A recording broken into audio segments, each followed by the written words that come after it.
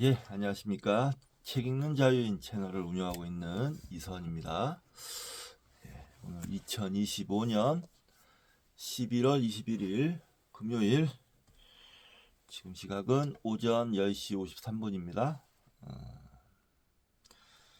금요일 아침에 너는 왜 일을 안 하고 앉아있냐 라고 여쭤보실 분들이 계실 것 같은데, 아침에 어제 실었던 물건 내려주고 일찍 들어왔습니다. 뭐 일도 일하기가 좀 요즘 컨디션이 좀 몸이 안 좋아서, 몸이 안 좋다기보다는 컨디션이 안 좋습니다. 전체적으로 정신적으로도 좀 그렇고, 그래서 집에 들어와서 좀 쉬는 게 낫겠다 싶어가지고 집에 일찍 물건만 내리고 들어왔고요.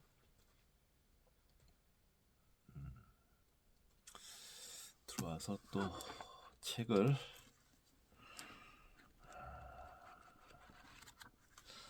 불교 차타카와 마하바카 율장 공부는 안 하려고 했는데 필요하긴 하겠더라고요. 공부하는, 제 불교 공부를 하는 데 있어서. 그래서 중고책으로 두 권을 42만 원 만 원 주고 샀습니다. 책 상태는 둘 다 최상이라고 하니까 괜찮을 것 같은데, 원래 책 가격보다 한 10만 원, 8만 원 정도 싸게 구입을 했습니다. 이렇게 좀 마음이 허하고 하면 저는 책을 질러요. 책을 질러내기 때문에 이게 참 그렇습니다. 자, 이번 시간은 기독교 성서에 의해 미디어북을 할 텐데요. 그 전에 또 책 한 권 소개시켜 드리도록 하겠습니다. 중세의 가을이라.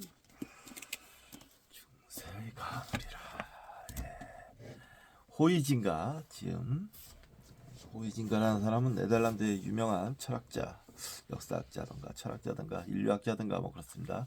최홍숙 옮긴 문학과 지성사,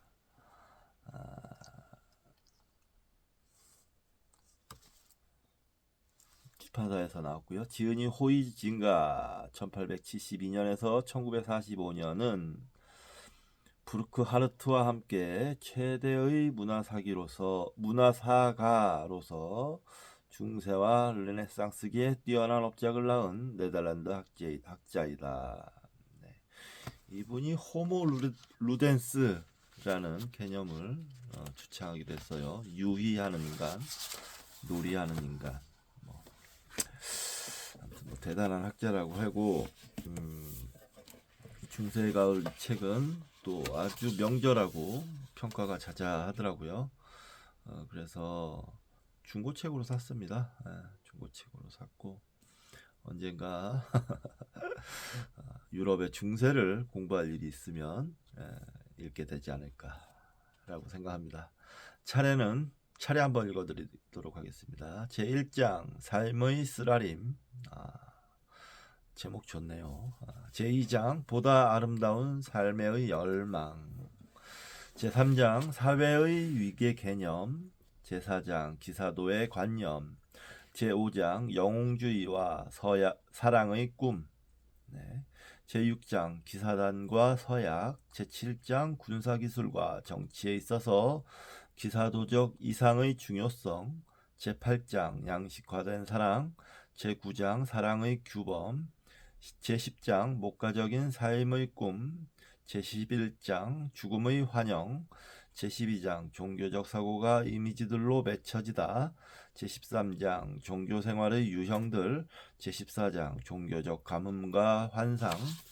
제15장 쇠퇴하는 상징체계. 제16장 이미지들의 포기로. 제17장 실생활 속에 반영된 사고의 형태들. 제18장 예술과 삶. 제19장 미학적인 감정. 제20장 말과 이미지 1. 제21장 말과 이미지 2. 제22장 새로운 형식의 출현. 이렇게 되어 있습니다. 그냥 깨알 같은 글씨로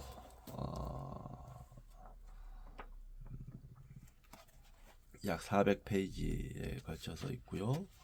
주빛 출처가 뭐 어마어마하고요. 인명풀이 또 엄청 많고요. 제가 당장 읽을 수 있는 책은 아닌 것 같은데, 야, 그래도 2001년 4세까지 발행이 됐네요. 자, 언제 한번 제가 제 뭐 학문적 깊이가 깊어지면 읽을 수도 있게 되겠죠. 네, 그렇게 생각하고요. 자, 오늘 기독교 성서의 이해 90쪽 제5장 삼위일체 논쟁 미디어북 시작하도록 하겠습니다. 제5장 삼위일체 논쟁 어두운 중세기의 시작. 초기 기독교는 콘스탄티누스라는 헤겔의 말을 빌리면 세계사적 개인을 통해서 로마를 정복하고 로마로 통한 모든 세계의 길을 정복했지만 로마와 더불어 그 진실한 모습은 자취를 감추었을지도 모른다. 소아시아의 도시 니케아에서 300여 명의 기독교 주교들을 소집해놓고 기독교 교리에 관하여 그 입심 거센 주교들의 논쟁을 주재하고 앉아있는 콘스탄티누스 황제의 모습은 이미 어두운 서양 중세기의 시작을 알리는 사건이었다.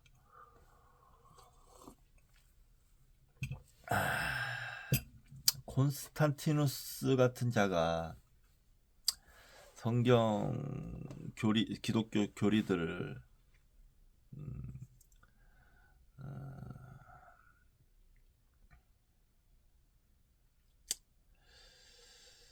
모아서 정리를 했으니 애초에 기독교 성서라는 것이 참 어두운 그림자가 짙게 깔려 있는 거죠. 니케아 종교회의 325년 5월에서 문제가 된 사안은 바로 초기 교대의 센터인 알렉산드리아의 두 종교 지도자 간에 7, 8년 동안 비판의 거센 불을 뿜는 논쟁의 조정에 관한 것이었다. 니케아 종교회의는 일반 세계사에서 매우 중대한 사건으로 취급된다.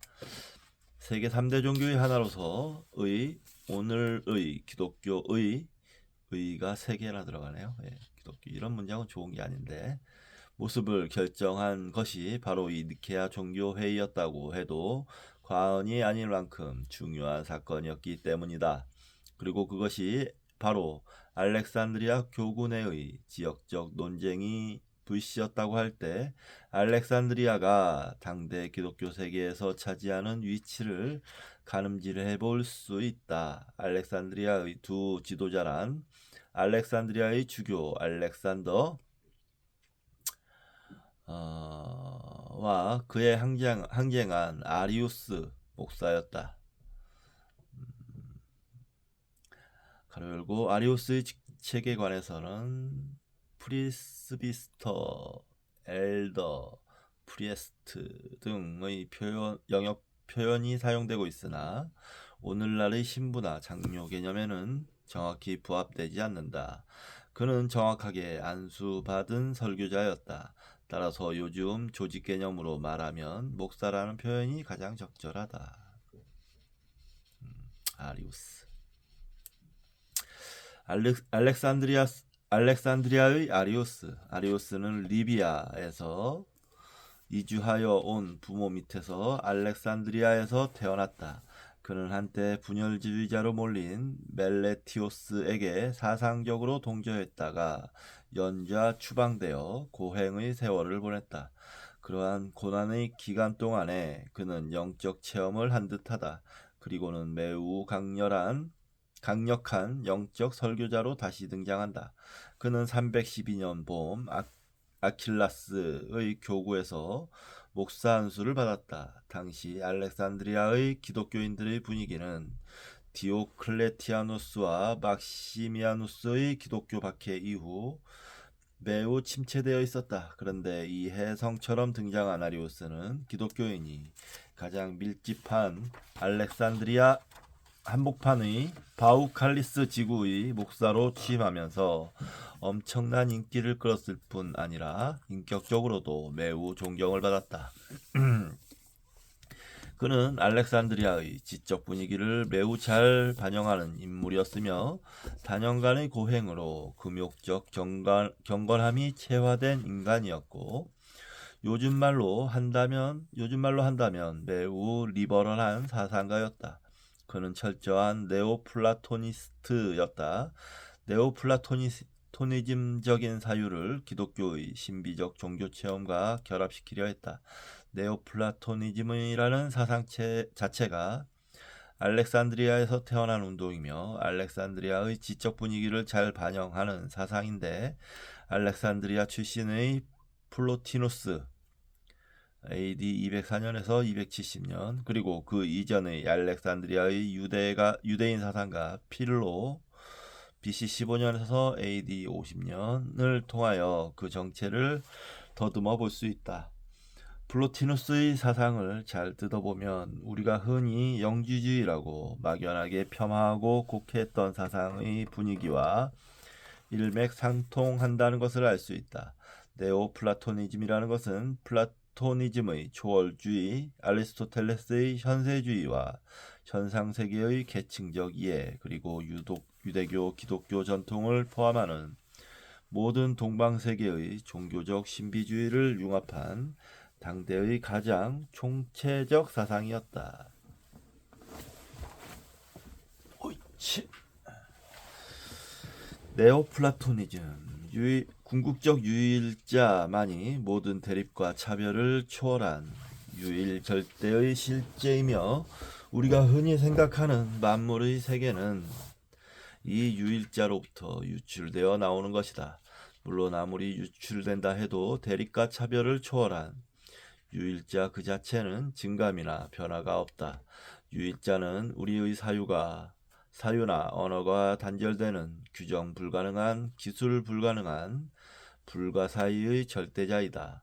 유출에는 단계가 있으며 그 유출의 단계는 타락으로 설명되기도 한다.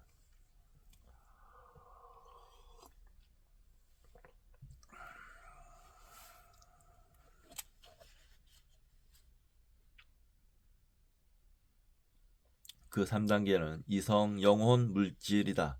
유일자로부터 가장 멀리 유출된 물질은 죄악의 정도가 가장 높다. 물질은 물리적인 3차원적 공간의 세계이며 우리의 몸을 구성한다. 이성이 영혼으로 타락하고 영혼이 물질 속으로 떨어져서 물질 세계 속에 갇혀버렸다는 것이 곧 죄악의 상태인 것이다. 그러나 이 3차원적 공간 세계 이 자체가 유일자의 끊임없는 창조적 유출이기 때문에 그것을 전적으로 부정적으로 볼 수만은 없다. 그건 역시 모든 진선미의 가능성을 구유하고 있다고 보아야 한다. 인간은 이성, 영혼, 물질의 모든 계기를 다 구유하고 있는 소우주적 존재이며 당연히 유일자로부터 유출된 존재이며 궁극적으로는 그 유출을 소급하여 유일자와 다시 합일이 될 수 있는 자유의지를 소유한 존재이다. 인간의 정신활동은 직관적 이성, 논리적 이성, 감각의 3단계로 등급 매겨질 수 있는데 궁극적으로 직관적 이성을 잘 활용하면 유일자와 합일될 수도 있다. 금욕주의적 삶을 통해 고귀한 덕성을 축적한 사람은 어느 순간에 신비적 황홀경을 통해 유일자와 합일이 되는 체험을 할 수가 있다. 영혼이 육체의 감옥을 벗어나 유일자에게로 소급하여 합일되는 신비적 체험인 것이다. 그러한 경지를 에스타시스라고 불렀다.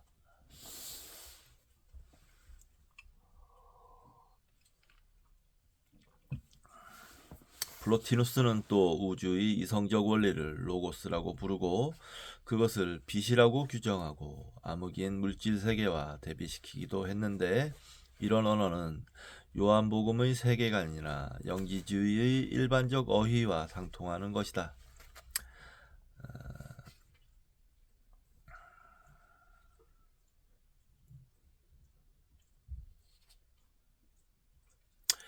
플로티누스는 신비주의적 종교 사상가라고도 말할 수 있겠지만 그 종교적 요소를 철저히 논리적으로 표현했기 때문에 우리는 그를 철학자로서 다룬다. 그러한 향후의 모든 기독교적 신비주의자들의 사유 체계는 이 플로티누스의 사상 구조를 크게 벗어나지 않는다. 14세기 초의 신비주의 사상가 마이스터 에카르트의 신비주의 철학도 네오플라토니즘과 관계를 떠나 이야기하기 힘들다. 가로 열고 에카르트의 사상에 관해서는 최근 길희성 교수가 깊게 천착한 역작이 있다. 마이스터 에카르트의 영성사상, 분도 출판사 2003년. 에크하르트라고 하죠. 에크하르트 유명합니다. 14세기 초 신비주의자 사상가. 근데 드물게도 기독교에서 이단으로 내몰리지 않고 끝까지 살아남으신 것 같아요. 에크하르트 신비주의자. 저도 책이 아마 한 권 어디 있을 텐데 이 에크하르트의 책이. 자, 그 다음 아리우스의 예수인간론. 당시 알렉산드리아에서 대중에게 감화를 주면서 기독교의 신앙 분위기를 쇄신하고 선풍을 일으켰던 아리우스의 주장 가운데 가장 핵심적이면서도 아리우스가 끝내 한치도 양보하지 않은 테마가 곧 예수는 인간일 뿐이다 하는 것이었다. 이 말 한마디 때문에 오늘까지도 아리우스는 흉악한 이단자로 취급되고 파문과 저주의 대상이 되었고 기독교의 정통사상과 타협하기 어려운 요소가 내포되어 있는 것처럼 느껴지지만 이것은 당시 개명하고도 고상한 알렉산드리아 초기 기독교들의 리버럴한 사상 분위기를 자연스럽게 대변한 사상이었다. 그렇지 않다면 아리우스 사상이 콘스탄티누스 황제의 직접 중재가 필요할 정도로 문제시 되었을 하등의 이유가 없다. 아리우스는 당시 로마 세계의 전 기독교인들의 존경을 받는 지적 거물이었고 일반 신앙인들의 우상이었다. 예수는 사람일 뿐이고 하나님일 수 없다라는 주장은 진실로 이단 사상처럼 들린다. 그리고 예수를 격화시키는 바람처럼 들린다. 그러나 실제로 이러한 주장이 과연 어떠한 의미 맥락에서 논파되었는지에 관한 아무런 탐색이 없이 그냥 이단으로 몰아치는 것은 매우 몰상식한 태도다. 사실 우리는 아리우스에 관하여 보다 동정적으로 깊은 이해를 할 수 있는 정확한 자료를 하고 있지 못하다. 그는 결국 이단으로 몰렸고 따라서 그에 관한 자료들이 모두 파기되어 버렸기 때문이다. 역사에 남은 문헌들은 모두 그의 반대파의 입장에서 서술된 것이다.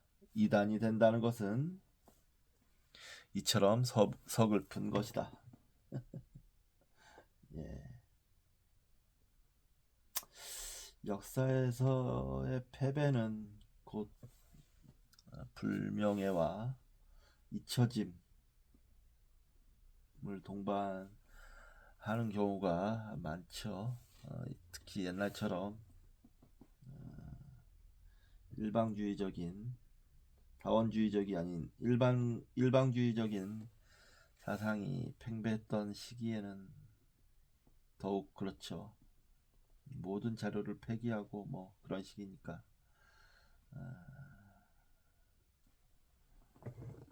아무리 훌륭한 사상을 설파했다 하더라도 남아야 있지 않게 되는 경우가 많습니다. 이제 그런 우리 인류사에서 그런 일은 좀 없어져야 될 텐데요. 아직까지도 반목과 대결이 주 분위기를 형성하고 있어서 자신과 다른 의견을 내는 사람들은 죽이려 들고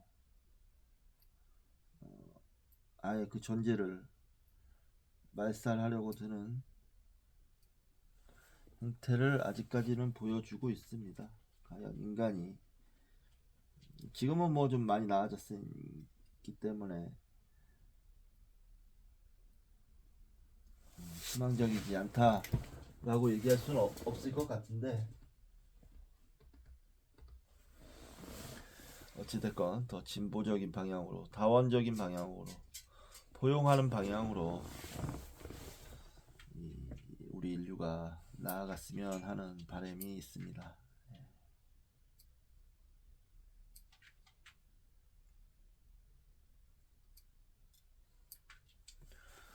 자,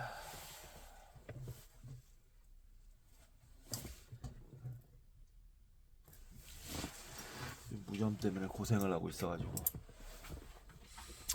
그런데 당대의 논쟁을 살펴보아도 아리우스의 논점은 결코 반기독교 혹은 반기독교적인 것은 아니다. 왜냐하면 그의 강조점은 예수의 사람됨에 있었던 것이 아니라 하나님의 절대 유일성에 있었던 것이다. 하나님이 절대 유일하다는 것은 창조, 그리고 생산될 수 없다는 것을 의미하는 것이다. 그것은 어느 타자로부터 유래될 수 없는 것이다. 따라서 그것은 시공을 초월하는 것이며 시공의 변화 속에 있는 것이 아니다. 시공의 변화를 창조할 수는 있으되 시공의 변화로부터 창조되거나 생산되는 것이 아니다. 그러나 예수는 분명 수육된 존재이며 몸을 받은 존재, 시공 속에서 걸어다니는 변화의 존재이다. 사람들과 같이 말하며 느끼며 같이 먹고 마시며 같이 울고 웃는다. 예수가 사람이 되었다는 것은 분명 아버지가 아들을 생산하듯이 생산되었다는 것을 의미한다. 복음서가 그리고 있는 예수는 분명 우리 군중들의 삶 속에서 살아 움직인 변화의 주체이다. 만약 이러한 변화의 주체이며 인간의 형상을 한 인격의 주체를 또 하나의 완벽한 하나님이라고 한다면 그것은 유일 절대신을 신앙하는 기독교 원리에 어긋난다. 그것은 신을 둘 인정하는 것이며 그렇게 되면 기독교는 그리스 로마 전통에서 신봉되고 있는 것과 같은 다신론의 한 형태가 되어버린다고 아리우스는 주장했다. 성부와 성자의 관계에 있어서 오직 성부만이 유일 절대의 하나님이며 성자는 결코 성부와 동일한 동격의 신성을 가질 수 없다고 보았다. 성자는 성부에게 종속될 수밖에 없다. 알렉산드리아 출신의 대선배 신학자 오리겐 185년에서 254년도 이러한 종속론을 발표한 바 있었다.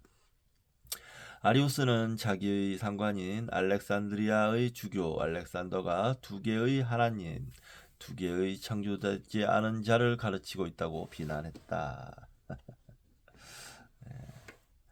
이런 분화, 나누어짐 현상은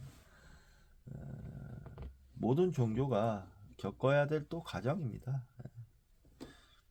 이게 비단 기독교만 있는 것도 아니고 불교에도 있고 모든 종교가 이런 분화의 과정을 거치는데 문제는 그 분화 과정에서 얼마나 서로 포용력을 드러낼 수 있느냐 하는 겁니다.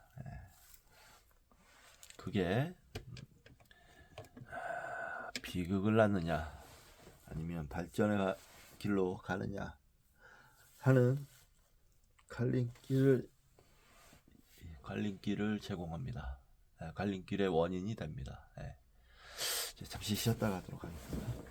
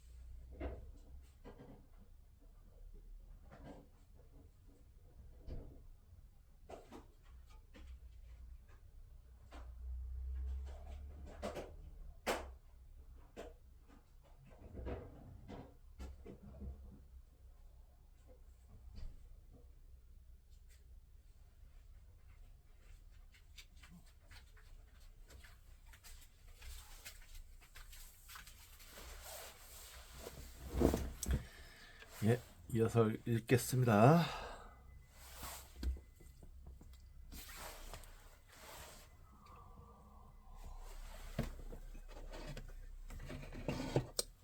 (97쪽) 가현설의 위험성. 이러한 논의에 관하여 하나님과 창조된 세계를 매개하는 중간자로서의 로고스 가로 열고 말씀을 설정하고 그 로고스가 곧 예수라고 말하는 이론이 가능하다.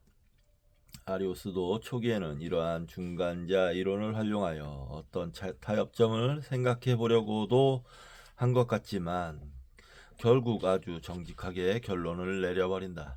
로고스도 창조자이거나 피조물일 수밖에 없다는 것이다. 애매한 중간 이론은 무의미하다는 것이다.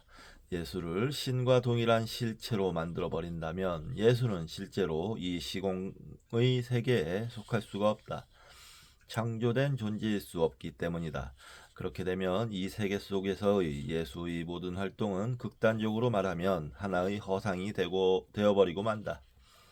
막말로 하나의 유령이 가현하여 돌아다니는 것이 되고 말 것이다. 십자가 위에서 나의 하나님, 나의 하나님, 어찌하여 나를 버리셨나이까? 마가복음에서 나오는 내용입니다. 를 외치는 예수의 모습은 인간 예수의 고뇌 찬 울부짖음이 아니라 그 장면을 보고 있는 사람들을 놀려먹기 위한 유령의 장난이 되고 말 것이다.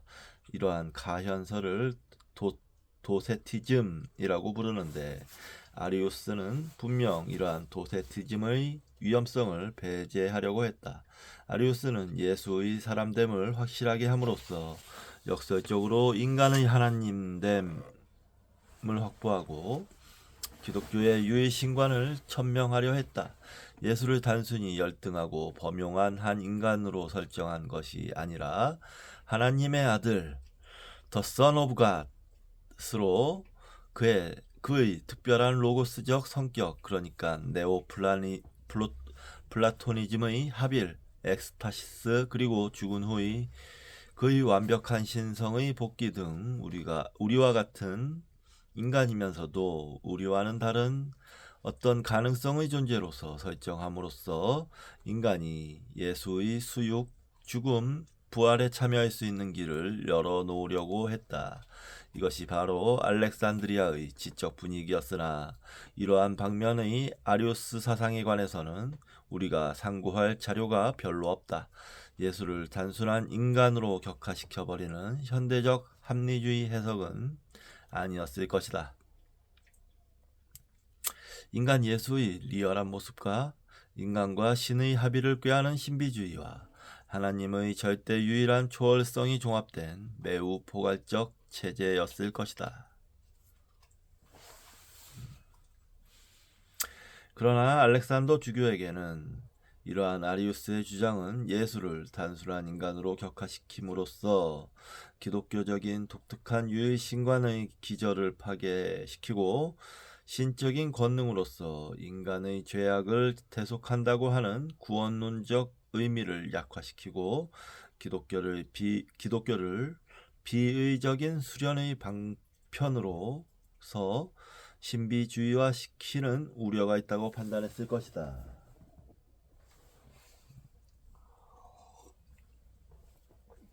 각각 나름의 주장을 하는 이유를 설명하고 있네요. 예.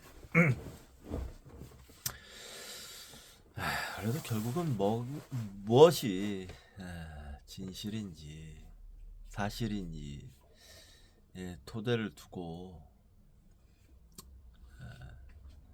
판단을 했어야 된다고 생각합니다. 저는 형이상학적 어떤 허황된 생각에 전도되어 버리면 그 사상이 인간 세계에 미치는 영향이 어마어마하게 크죠. 불교도 마찬가지로 그런 부분을 조심해야 됩니다. 어디까지나 부처님께서 마라에 대항하실 때 항마 촉진 땅에 손을 대고 대항을 하셨듯이 우리는 어떤 허황된 시체를 따라가는 것이 아니고 사실에 기반해서 사실. 그 항마 촉진에서 땅이라는 거는 우리가 우리의 기반이 되는 사실을 얘기하는 겁니다. 사실. 사실을 기반으로 해서 사유를 발전시켜 나가야 됩니다. 이제 근세 이후로 과학이 발전해서 현대에 이르기까지 인간의 정신적 어떤 성숙 발전이 이루어진 이유도 그런 사실 기반의 사유 체계가 자리 잡았기 때문이라고 저는 생각합니다. 그런데도 아직도 무속이니 뭐니 믿는 사람들 있죠. 아주 위험한 사람들입니다. 무속. 아주 위험하다고 생각해요. 문화적으로도 별 가치가 없다고 생각합니다. 네, 그렇습니다. 호모우시온. 결국 니케아 종교회의는 콘스탄티누스 황제가 알렉산더 주교의 편을 들 수밖에 없는 분위기로 흘러갔고, 아들도 아버지와 똑같은 신격의 존재라는 신경을 발표하기에 이르렀다. 성자는 성부와 동일한 실체이다 라는 호모우시온 가로 열고 동체의 니케아 신경은 그 후 끊임없는 반박과 수정을 거쳐야 했지만 끝내 삼위일체론의 정통 이론이 되었고, 테오도시우스 황제의 강압적 정책으로 아리우스파의 공식적 반박은 자취를 감추었으나 새롭게 유럽 역사에 등장한 게르만 통치자들의 입교자 중에 아리우스파가 많아 그 영향력은 역사에서 사라지지 않고 지속되었다. 오늘날에도 16세기의 합리적 종교개혁파와 매우 리버럴한 칼비니스트에게서 유래한 영국, 미국의 유니테리아니즘은 아리아니즘의 한 지속으로 볼 수 있다.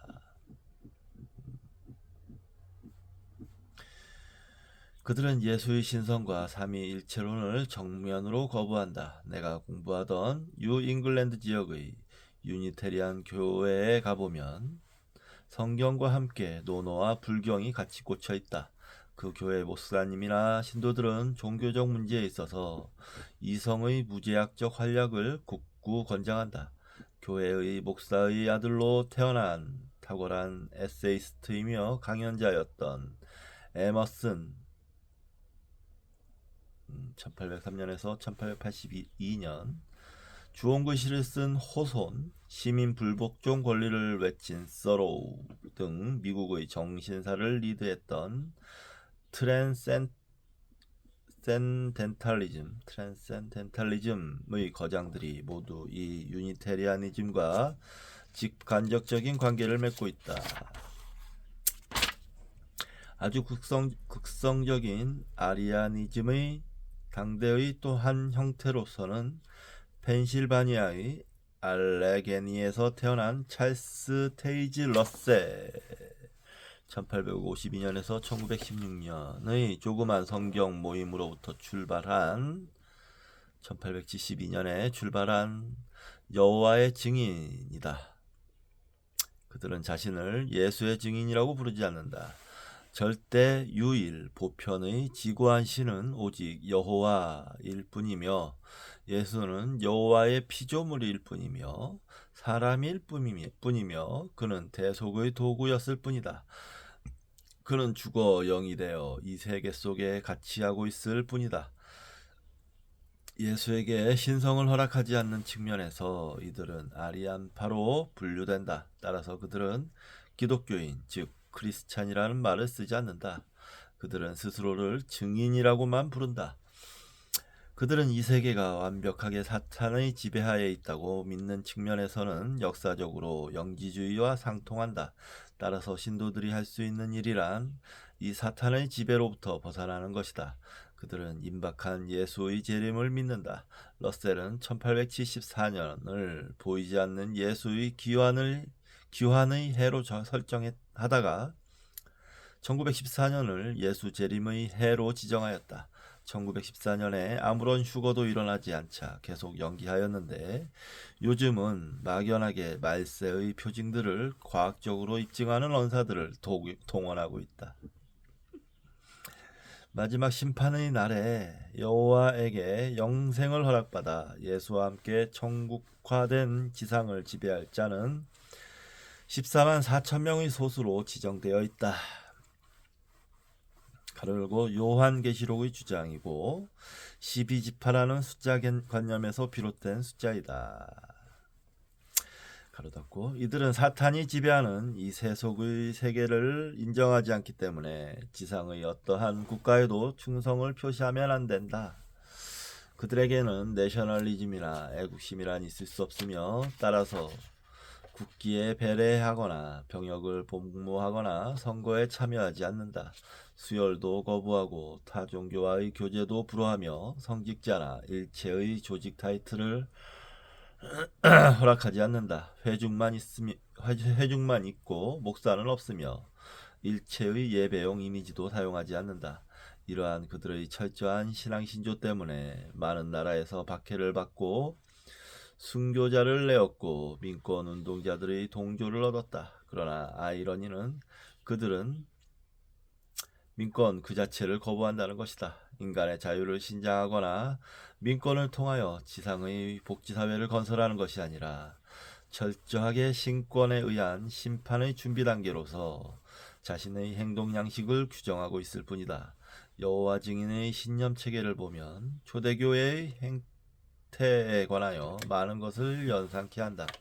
그리고 지옥과도 같았던 1, 2차 세계대전의 잠상 속에서 그들이 지켰던 신념의 순수성에 관해서는 수긍이 되는 일면도 있지만 아리우스의 신념 체계는 여호와의 증인과 같이 그렇게 폐쇄적인 말세론의 느낌은 아니었을 것이다. 보다 지성적이고 여유롭고 합리적이면서도 매우 신비적인 알렉산드리아의 분위기에 부합되는 네오플라토니즘적인 사상이었을 것이다.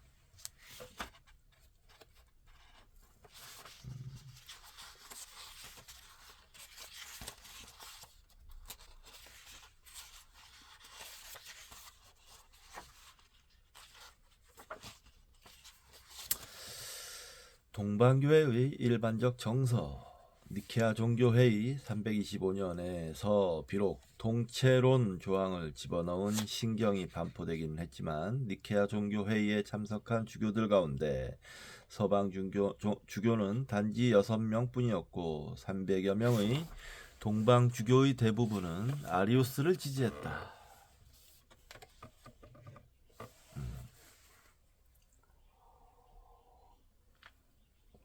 막강한 니코메디아의 주교 유세비우스의 열렬한 위호가 있었고 그 회의를 실제적으로 주도해간 팔레스타인의 대도시 가이사레아의 주교 유세비우스 가로 열고 동명이인이므로 주의할 것 가로 닫고 최초의 초대 기독교 역사인 교회사와 콘스탄티누스의 생애를 저술한 그 유세비우스도 중도적 입장을 취하긴 했지만 아리우스의 논의의 합당함에 기울어져 있었다. 동방교회의 일반적 사상 분위기는 다원론이었고 종속론이었던 것이다. 그럼에도 불구하고 콘스탄티누스 황제는 알렉산더의 동체론, 일체론을 강행하였던 것이다. 아리우스와 그에게 동조한 2명의 성직자는 끝내 공동 코뮤니케인 니케아 신경에 서명하기를 거부했다. 콘스탄티누스 황제는 이들 3명을 동방에서 멀리 떨어진 북방의 라인 강변으로 추방해버렸다. 이로써 아리우스가 패배한 것 같지만 이후 전개된 역사의 실제 상황은 그렇지 않다는 것을 말해준다. 이 추방령은 콘스탄티누스 황제의 여동생 콘스탄티아가 아리우스를 옹호했기 때문에 콘스탄티아의 노력으로 3년 뒤에는 해제되었다. 아리우스의 진짜 적수는 알렉산더 주교가 아닌 아타나시우스 293년에서 373년 아타나시우스였다.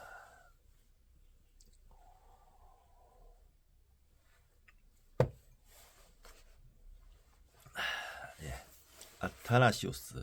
아타나시우스는 이집트 사람으로 알렉산드리아에서 성장하면서 철학과 신학을 깊게 공부한 인물로서 이미 니케아 종교회의에 알렉산더 주교를 수행한 집사로서 참석하여 아리우스 논쟁의 현장을 목격하였다. 그런데 3년 후 328년 알렉산더 주교가 병사하자 그 후임으로 발탁되어 젊은 나이에 35세 알렉산드리아 주교가 되었다. 그는 주교가 되자마자 이집트와 리비아 전역을 여행하면서 자기 교구의 상황을 세밀하게 직접 관찰하였고 나일강 유역의 콥티거를 쓰는 수도자들과 교류하였고 그들의 지도자인 파코미우스와도 교분을 확립하였다.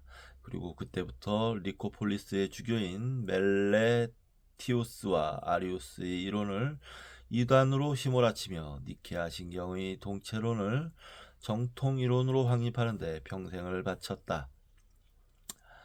그러나 전반적으로 아리우스가 그의 생애를 통하여 더 우세하였기 때문에 5번이나 유형을 당하는 비운을 겪어야만 했다. 가로 열고 아리우스 지지자인 발렌스 황제에 의한 마지막 유형이 365년.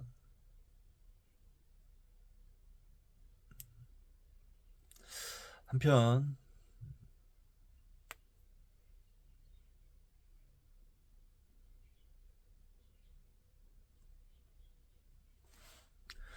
아리우스파는 니코메디아의 주교 유세비우스와 콘스탄티아의 치밀한 복권 계획에 의하여 아타나시우스를 포함한 반아리우스파를 모두 제거하는 데 성공했다.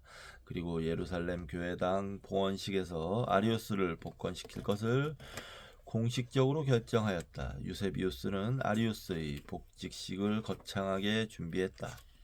아리우스는 끝내 자기의 신념이 관철되고 승리하는 것을 보면서 흥분된 가슴을 억누르지 못했을 것이다. 그러나 그는 콘스탄티노플의 거리를 걷다가 심장마비로 비장한 한 생애를 마감한다. 336년. 이미 86세의 노구였다. 그리고 1년 후 콘스탄티누스 황제도 서거한다. 그리고 콘스탄티누스 황제의 뒤를 이은 황제들은 계속해서 아타나시우스를 탄압했다. 아타나시우스는 그러한 탄압 속에서 오히려 이집트 민중들의 영웅이 되었으며 아리우스와 그의 추종자들을 비판하는 신학적 논문을 계속 발표한다.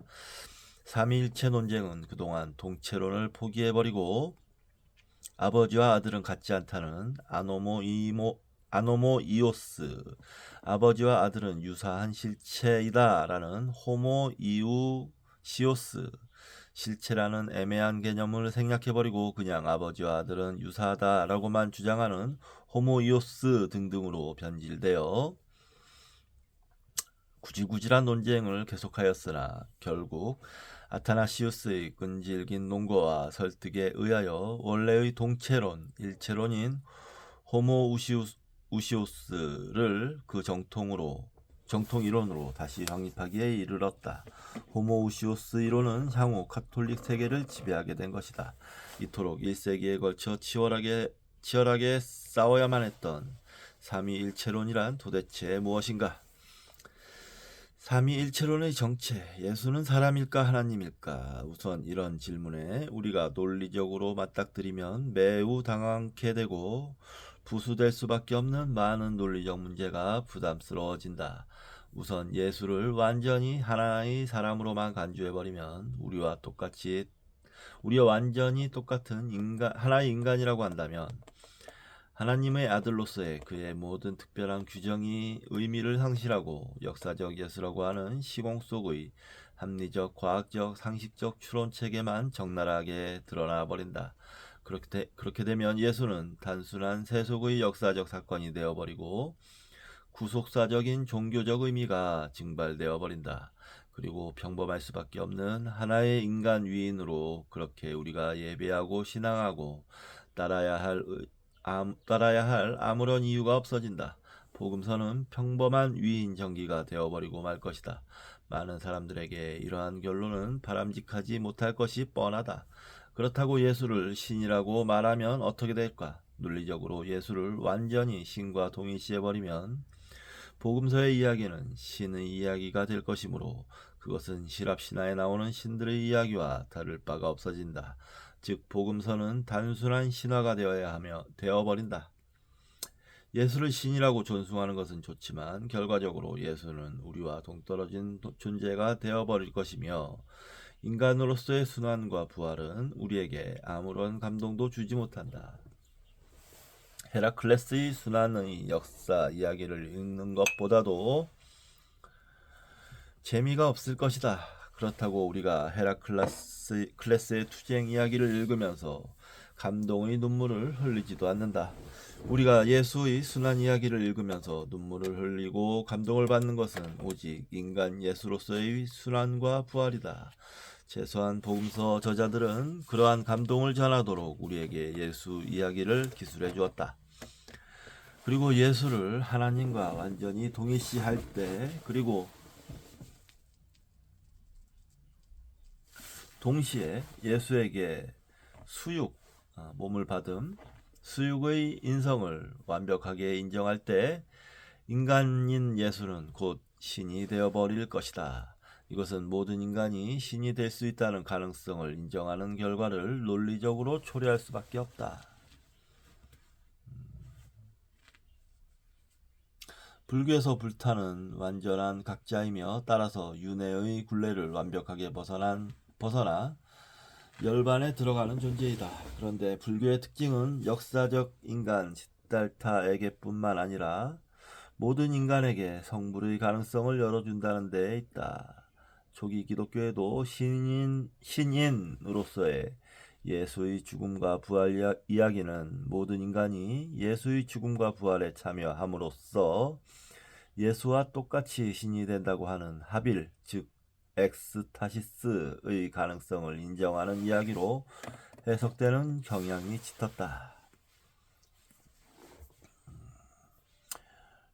인용입니다. 그리스도께서 너희 안에 계시면 몸은 죄로 인하여 죽을 것이나 영은 의를 인하여 산 것이니라. 예수를 죽은 자 가운데 살리신 이의 영이 너희 안에 거하시면 그리스도 예수를 죽은 자 가운데서 살리신 이가 너희 안에 거하는 그런 영으로 말미암아 너희 죽을 몸도 살리시리라. 로마서에 나오는 얘기네요. 이러한 바울의 이야기도 그 추상적인 성격을 극단화시켜 이해한다면 우리 인간이 예수를 매개로 하여 육신을 벗어나 하나님의 영원한 생명 그 자체가 된다고 하는 불교적인 이야기가 돼버릴 수도 있다.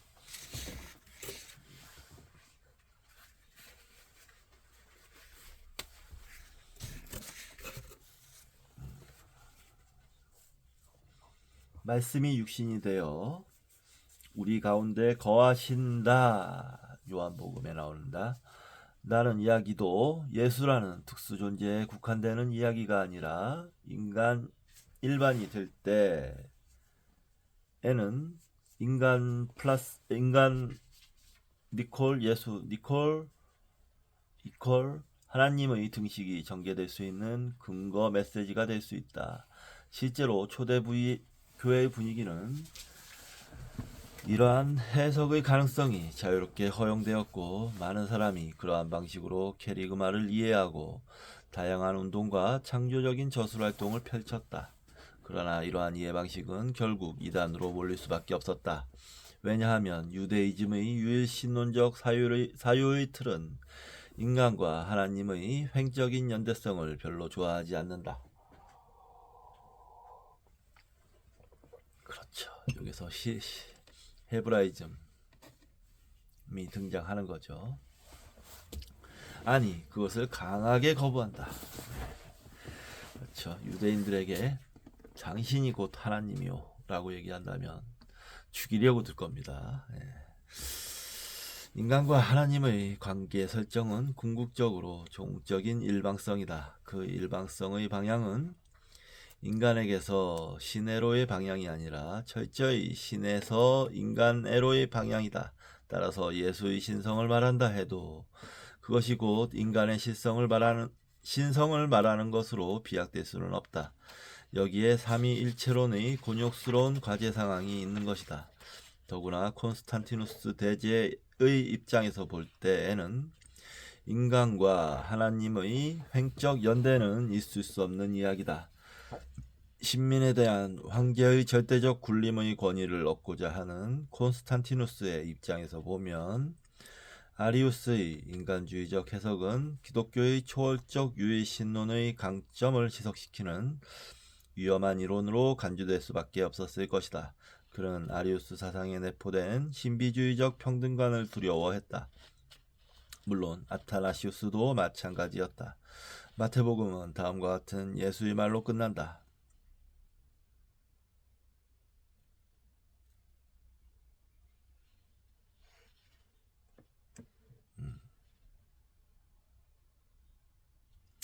신민에 대한 황제의 절대적 군림의 권위를 얻고자 하는 콘스탄티누스의 입장에서 보면 아리우스의 인간주의적 해석은 기독교의 초월적 유의신의 강점을 희석시키는 위험한 이론으로 간주될 수밖에 없었을 것이다. 그는 아리우스 사상에 내포된 신비주의적 평등관을 두려워했다. 물론 아타나시우스도 마찬가지였다. 이 부분은 체크를 좀 하겠습니다.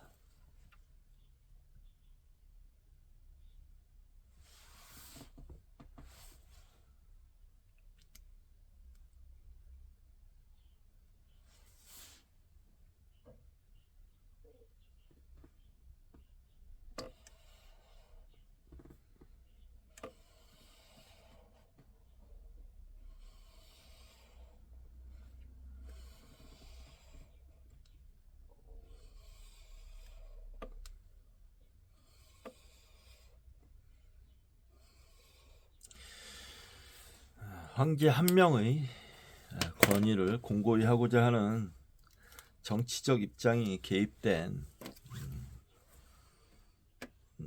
구조에서 기독교는 탄생했다라는 뜻입니다. 마태복음은 다음과 같은 예수의 말로 끝난다. 너희는 가서 모든 족속에게 제자를 삼아 아버지와 아들과 성령의 이름으로 세례를 주고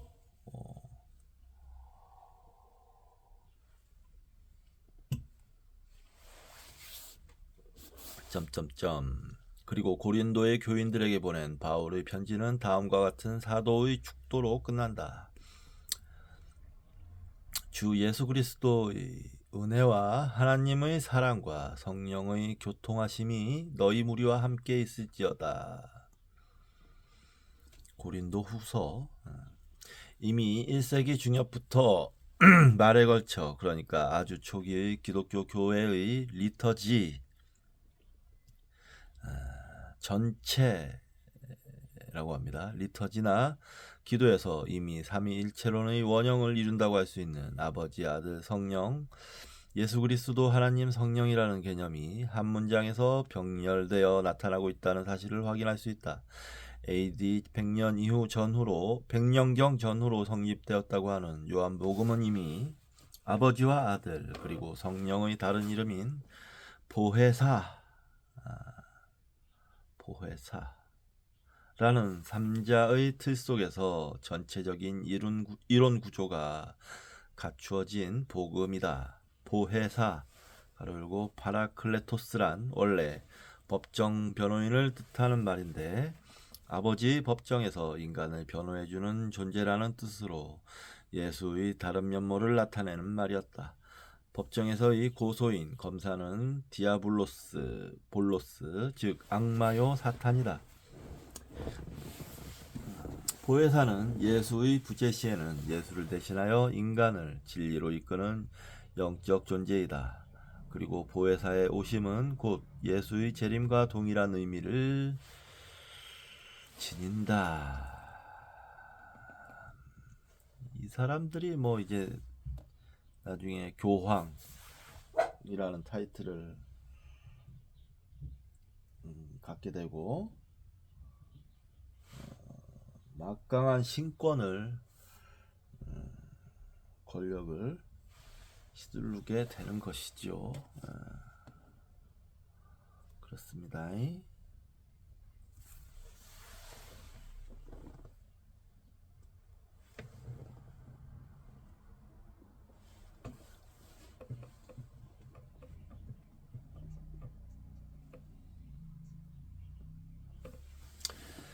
삼위일체론은 비성서적 논쟁. 그러나 이러한 세 개념의 병치가 삼위일체의 논쟁을 불러일으킬 하등의 이유는 없다. 성부, 성자, 성신이라는 말은 복음서의 개념이 아니다. 그것은 오직 가톨릭 교회 내에서 성립한 삼위일체 논쟁 이후의 독단론적인 교리 개념일 뿐이다. 복음서의 언어는 기본적으로 아버지와 아들이다. 아버지와 아들이라는 개념은 하나님 아버지의 아들로서의 예수의 자기 이해 속에서 1차적으로 의미를 지니는 것이다. 가부장적인 유대인 가정 속에서 지극히 일상적으로 쓰였던 토속적인 개념일 뿐이며 예수는 아예 아람어로 아바라고 말한다. 어머니를 엄마라고 부르는 것과 같은 아주 친근한 호칭이다. 아버지는 요한복음에서 115회나 사용되고 있다.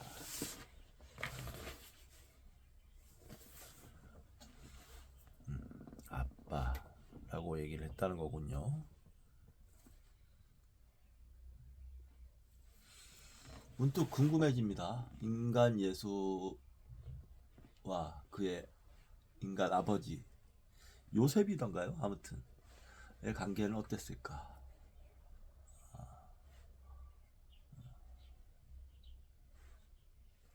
어땠을까? 궁금해지네요.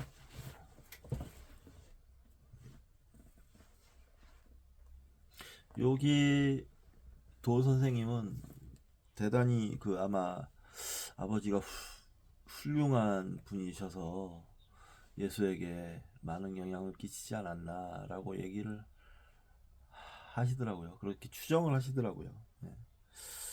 그거는 좀 자료가 남아있는 게 없어서 잘 모르겠지만 예수의 언행에서 전체적으로 아버지는 아주 긍정적이고 좋은 이미지로 나오기 때문에 충분히 가능성이 있다고 생각합니다. 유대인 가정이나 한국인 가정이나 매우 유사한 가부장적 가치관에 지배되고 있으므로 우리는 아버지의 의미를 매우 쉽게 감정이입하여 이해할 수 있다. 아버지는 공경의 대상이 되는 권위로운 존재이며 아들에게 공부하라고 일하라고 명령하는 존재며 재산을 쥐고 관리하는 존재며 아들을 타지로 파견할 수 있는 존재이다. 그러나 예수는 아버지의 1차적 의미를 이러한 가부장적 권위의 대상으로 파악하지 않았다. 예수의 아버지는 자유로운 존재이며 모든 것을 포괄적으로 편협하지 않게 파악하는 존재며 아들에게 무한정의 사랑을 퍼붓는 존재이다. 요즘은 좀 악독한 아버지도 있기는 하나 우리가 자식을 기르면서 느끼는 정상적 감정을 가지고 생각해보면 쉽게 이해가 간다. 우리가 자랄 때도 엄마는 매섭게 야단을 잘 치지만 아버지는 옆에서 응석을 받아주는 자비로운 존재로 인식되었다. 누가복음의 그 유명한 탕자의 비유가 아주 드라마틱하게 표현해주고 있듯이 아들이 어떠한 잘못을 저지르고 어떠한 방탕한 생활을 했더라도 집에 돌아오기만 하면 받아주는 천번 만번이라도 무조건적으로 용서하고 즐거워하는 아버지. 좋은 옷을 내어다 입히고 손에 가락지를 끼워주고 발에 신을 신기고 살찐 송아지를 잡아 풍류의 잔치를 열어주는 아버지가 곧 예수가 인식하는 아버지의 모습이다. 아버지는 신적 존재라기보다는 자비의 품이다. 그것은 존재론적 대상이 아니라 일상적 느낌의 대상일 뿐이다. 이러한 아버지에 대하여 아들은 내가 아버지보다 못한 열등한 존재라고 느낄 수도 있고 또 아버지와 동격의 존재며 아버지와 나는 하나라는 자신감을 표현할 수도 있다. 이러한 표현 때문에 아버지와 아들이 하나냐 둘이냐 하는 존재론적 문제가 생겨날 하등의 이유가 없다. 주 예수 그리스도의 은혜와 하나님의 사랑과 성령의 교통하심이 병렬되었다 해서 이것이 하나냐 둘이냐 셋이냐 따위의 문제가 생겨날 하등의 이유가 없는 것이다.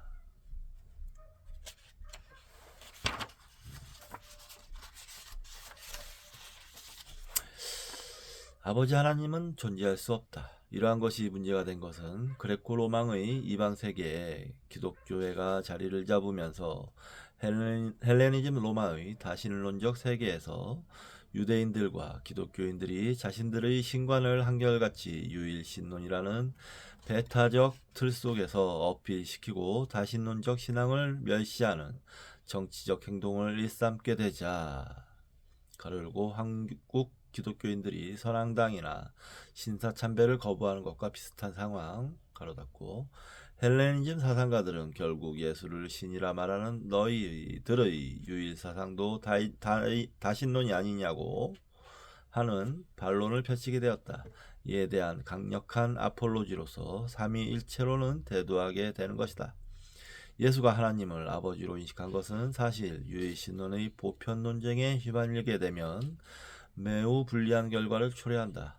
하나의 인격신이라는 개념 자체가 우주 전체를 포괄하는 하나의 존재라는 개념으로서 논의되기에는 너무 이론적 하자가 많은 개념이기 때문이다. 신에게 아버지와 같은 인격성을 부여하면 이미 그 인격성으로 인하여 신은 제약될 수밖에 없기 때문이다. 신이 제약되면 그것은 반드시 자기 외의 타자를 인정할 수밖에 없기 때문에 유일성을 논리적으로 고수하기 힘들다. 그러나 예수가 하나님을 아버지로 인식하고 자기 자신을 그 하나님 아버지의 유일한 독생자로 인식했다고 하는 것 자체가 오히려 역설적으로 유일신관의 모든 논의를 거부할 수 있는 힘을 갖는 것이다. 예수가 믿는 아버지 하나님은 근본적으로 유일신론적 존재가 아니기 때문이다.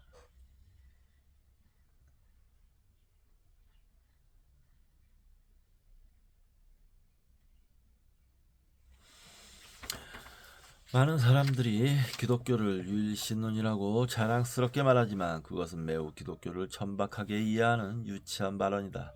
예수까지 들먹이지 않아도 그 이전의 유대교 전통에 있어서도 하나님은 유일신이 아니었다.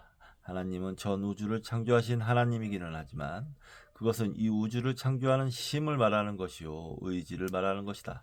그것은 우주의 제1원리로서의 존재가 아니다. 창세기의 창조는 그 자체로서 우주의 존재론을 천명하려는 것이 아니라 아담과 이브라는 인간의 이야기를 하기 위한 서막에 불과하다.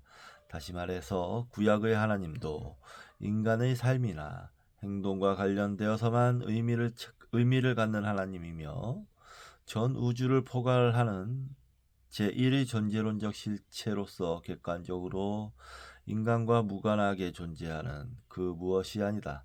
그러한 우주의 근원적인 존재론적 실체를 탐구하고 싶다면 우리는 신구약 성경을 읽어서는 아니 된다. 우리는 반드시 헤라클레이토스나 파르메니데스와 같은 소크라테스 이전의 자연 철학자들의 단편이나 뉴턴, 갈릴레오와 같은 르네상스 시대의 과학자들의 논문을 읽어야 한다.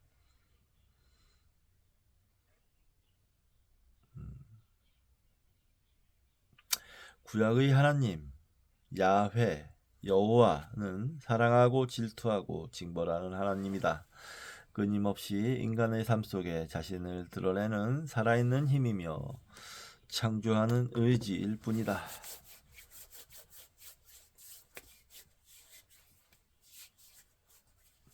모세에게 십계명을 줄 때에도 야훼는 이렇게 말했다.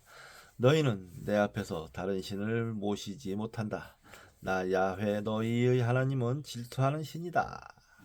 출애굽기 신명기에 나옵니다. 다시 말해서 야훼가 유일하다는 것은 이스라엘 민족과의 계약 관계에 있어서의 유일성을 말하는 것이며 존재론적으로 야훼 이전에 다른 신이 있다는 것을 부정하는 말은 아니다. 야훼 스스로 자기 이외의 타 이방의 신들이 존재한다는 것을 인정하고 있다. 그렇기 때문에 이스라엘 민족이 타 신을 섬기면 질투하게 된다는 것이다. 구약 자체가 다신론적 환경 속에서 야훼와의 약속을 유일하게 계약으로 지켜간 역사일 뿐이다. 유일한 계약으로 지켜간 역사일 뿐이다. 여호수아가 이스라엘 민족을 이끌고 적과 꿀이 흐르는 가나안을 정복하고 정착하기 직전에도 온 이스라엘 지파들을 겟셈으로 소집하여 부족 동맹을 맺고 야훼만을 섬기겠다고 확고한 다짐을 받아냈지만 이스라엘 민족의 역사는 끊임없이 그러한 계약을 위반한 역사였다. 구약의 역사는 유일신의 역사가 아니라 다양한 신들과의 관계 속에서 여호와 신앙만을 유일하게 고수해간 이스라엘 민족의 투쟁사였다.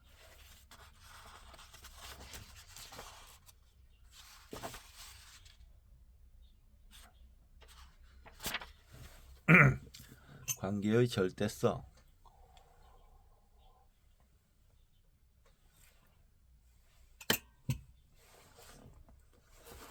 예수가 하나님을 아버지로 인식한 것은 하나님이 유일하다는 것을 존재론적으로 증명하려는 것이 아니라 창자를 무제약적으로 사랑하고 10,000번이라도 받아주는 자애로운 아버지와의 관계의 절대성을 말하고 있는 것이다.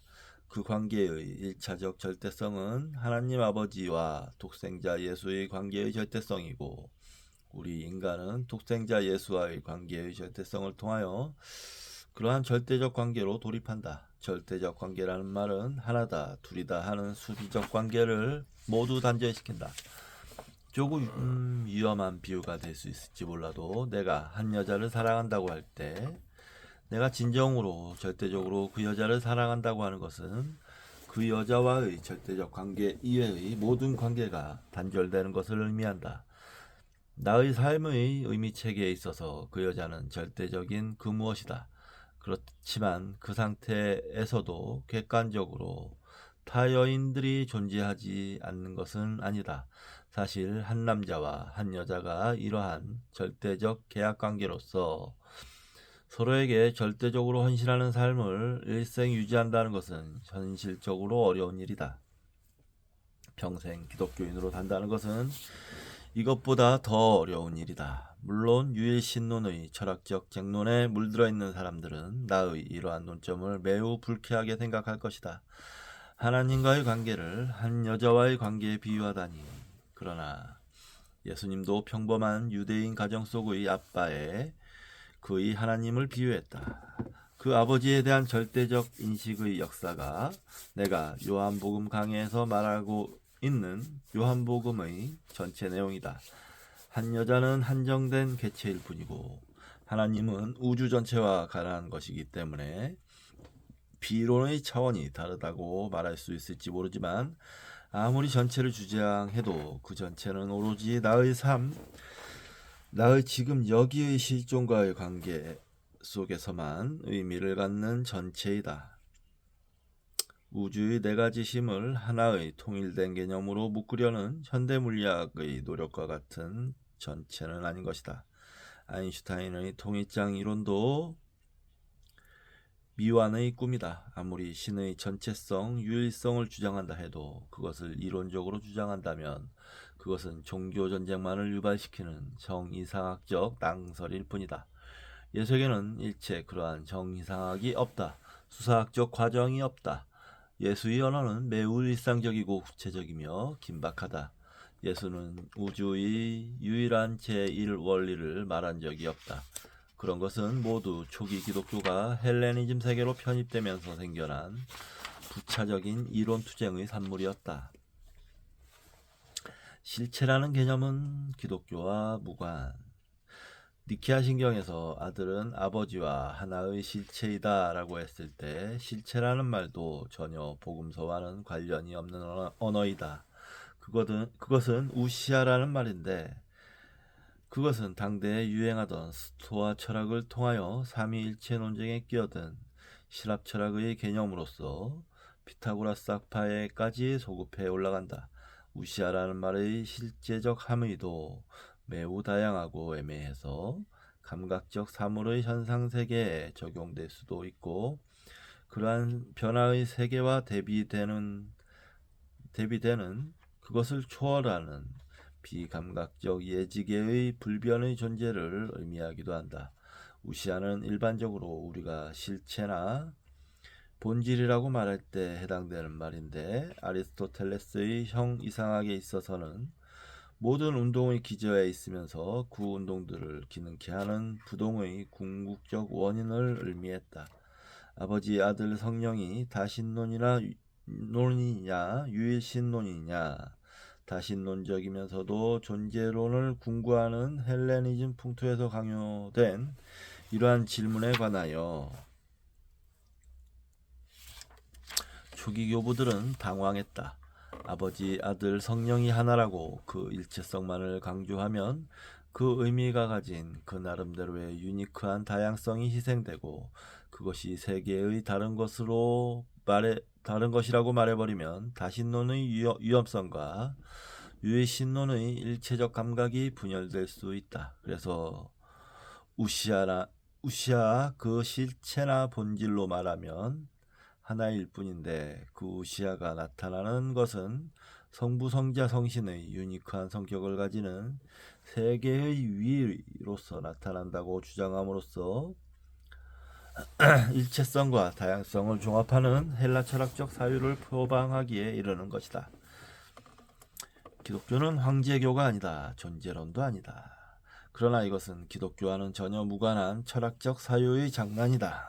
콘스탄티누스 황제 이후에 종교 권력과 정치 권력이 융합된 가톨릭 교회의 권위가 강요하는 교리에 의하여 기독교를 접근하면 그것은 기독교가 아니다. 내가 이런 말을 한다고 해서 현금의 우리나라 가톨릭 교회의 교리를 전면 부정한다는 말은 아니다. 지금의 가톨릭은 정치 권력과 분리된 종교 조직이며 과거의 가톨릭이 아니다. 가톨릭이란 원래 초대 교회사에서 로컬한 지방 교회들의 분열이나 이단의 발호를 막기 위해 신앙의 공동성을 기준으로 하여 자연적으로 형성된 보편적 교회란 뜻이다. 가톨릭이란 말 자체가 시라버의 카톨리코스에서 온 말이며 보편적이라는 뜻이다. 그 보편 교회의 무형의 중심이 처음에는 예루살렘 교회였지만 세속 정치 권력의 중심을 따라 점점 로마 교회로 옮겨갈 수밖에 없었다.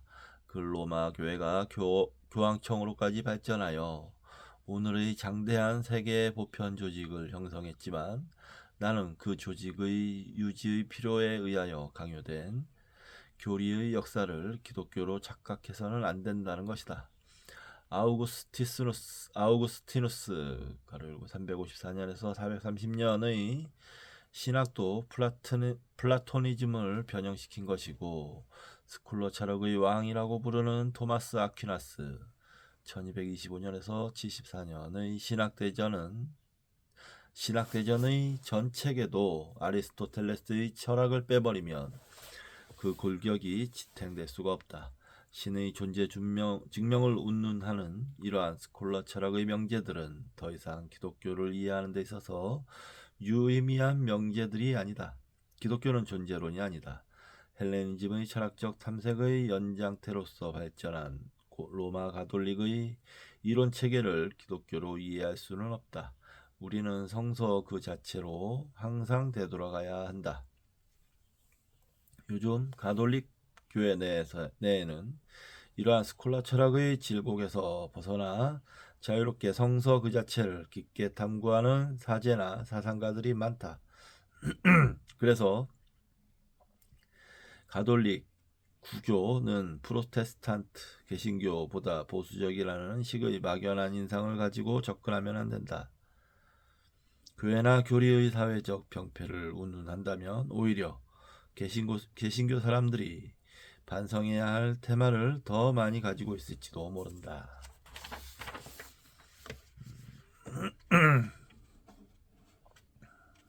여기 그러면서 끝에 이제 바울의 모자이크 그림이 있는데요. 사도 바울의 본명은 바울이다. 예수와 동시대 사람으로 소아시아 길리기아 다소에서 태어났다. 동서의 무역교통 요새였으며 국제적인 대학 도시였으며 스토아 학파의 본거지였다. 바울은 고등한 히라번을 고수하였으며 히브리 교육에도 정통한 바리새인이었고 율법에 정통한 랍비였고 로마 시민이었다. 당대 유대인으로서는 최고의 학식을 소유한 사람이었으며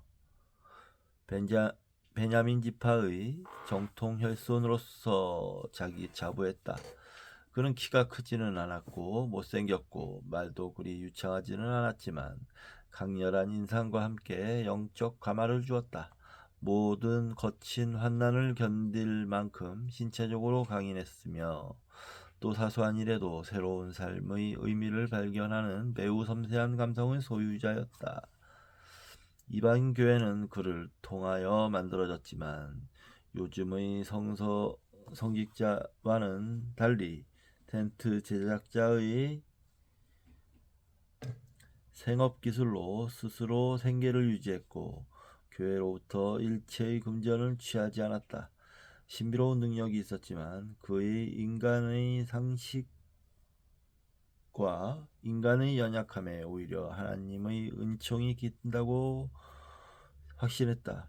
평생 고질병으로 시달리기도 한 그는 예수를 통하여 하나님의 실존적 의미를 끊임없이 발견해 나간 위대한 삶을 살았고 그의 삶과 더불어 기독교는 세계 종교로 발돋움할 수 있었다. 5세기 모자이크상. 네, 이제 바울에 대한 얘기를 할 것 같습니다. 바울은 참 깔게 많은 사람인데, 자, 일단 5장 다 읽었고요. 이번 시간은 여기까지만 하도록 하겠습니다. 자, 그럼 다음 시간에 뵙도록 하겠습니다. 감사합니다.